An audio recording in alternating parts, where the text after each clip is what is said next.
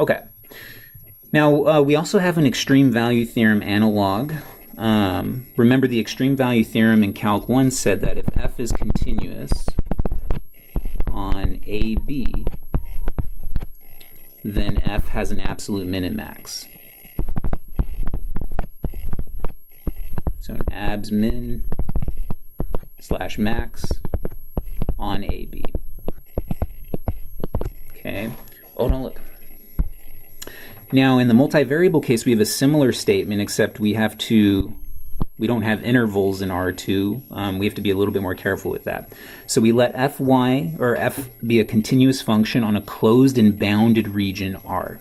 Okay? So if we have a function that's continuous on a closed and bounded region R, then we're guaranteed an absolute minimum and maximum. Now, what do we mean by closed and bounded? We mean things like this. So maybe you restrict your domain to a filled-in circle, okay? Or maybe we look at this triangle here, okay?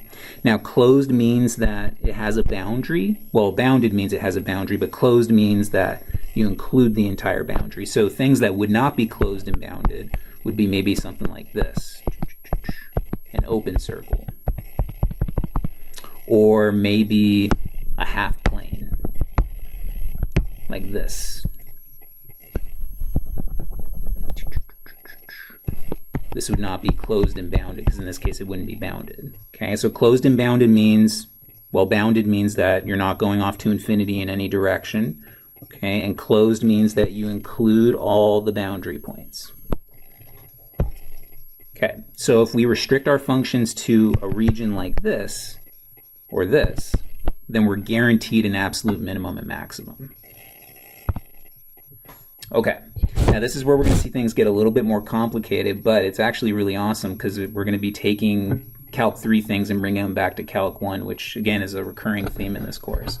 So we want to find the absolute extrema, okay, so the absolute mins and maxes of this function on this triangular region over here on the left. Okay, now I've given you guys sort of a guidelines or steps to using the absolute or extreme value theorem. What I do first is I find my critical points and then make sure that your critical points are inside the place they're supposed to be. Find any critical points on the boundary, which that's going to take more work. I'm going to put a little star next to this. That's what can get kind of tedious, but it's, again, at the same time, really awesome. And then once we get our critical points and the critical points on the boundary, we evaluate those points, and then we make our conclusion by ranking, okay, which one's the biggest, which one's the smallest. Okay. So let's go ahead and start with finding our critical points. So again, we're going to start by taking the partials. So fx in this case would be 2x minus 4. Okay. Notice again, that's a polynomial. It's always defined everywhere, so we're not going to be worrying about undefined points. The partial with respect to y is minus 6y plus 6. And if we set both of those equal to 0, we're going to get, let's see, 2x equals 4, so x equals 2. And then over here, 6y equals 6, so y is equal to 1. So we get a critical point of 2, 1. And just note that 2, 1 is right here in the interior. Okay, and it's the only critical point we have. Okay. Next thing we're going to do is we're going to find critical points on the boundary. Okay. Now the way we're going to do that is we're going to break it up into three, in this case, three pieces. So notice we have a triangle, right? We have this horizontal, we have this vertical, and then we have the hypotenuse, or I'm going to call it the diagonal. Okay, and so what we're going to do is we're going to find critical points on this boundary here, on each of these regions here. Now the way we're going to do that is we have to parameterize each side here. What I mean by that is we're going to sort of restrict what x and y are allowed to be. So for instance, if we look at this horizontal, okay, notice that y is always 0 and x is just going from 0 to 4. Oh no. What did I do? It's not letting me write that there. Back off. Okay, pretend that this is it's not letting me write there. pretend that there's an equal sign under that right there. But in any case, that's our horizontal there. The vertical, okay, notice that on the vertical here, x is always 0, and y now is going from 0 to 4. Okay. Now the diagonal, this is a little bit more complicated, but notice that the equation of this line is, so y in this case is minus x plus 4. Okay. And what is x going from? X is going from 0 to 4. Okay. So this is how we parameterize sides here. We're giving values for our variables.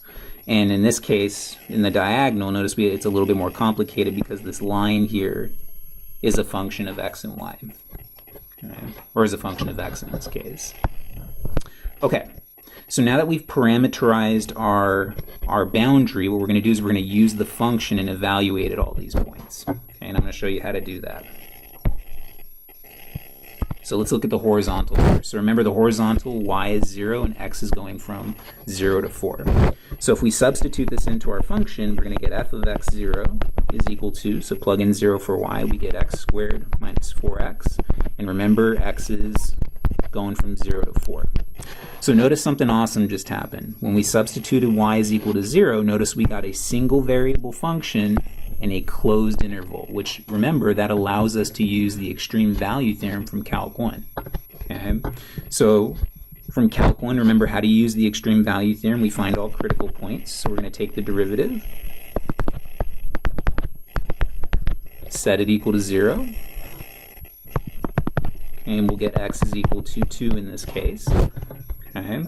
So right off the bat, we get the critical point 2, comma, and remember what is y in this? Y is 0. Okay. So we get 2, comma, 0 in this case. And if we plug that into our function, notice we're going to get 0. So f of 2, 0 is 0. And then remember, for the extreme value theorem in Calc 1, you also have to worry about endpoints, right? So let's plug in 0 and 4 and see what we get. So f of 0, 0. Remember, y is always 0 here. Is, well, just 0.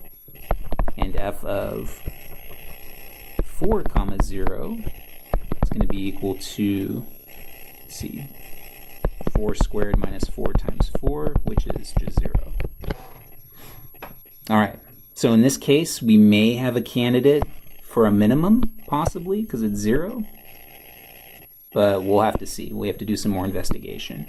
But in any case, our critical points on the boundary are 2, 0, 0, 0, and 4, 0. Okay. Now we can do the same thing for the vertical. Okay, f of x, y is equal to this. Remember, on the vertical, x is 0 and y is going from 0 to 4 now. So plugging in x equal to 0, we get this function right here. Taking the derivative and setting it equal to 0, we'll get y is equal to 1.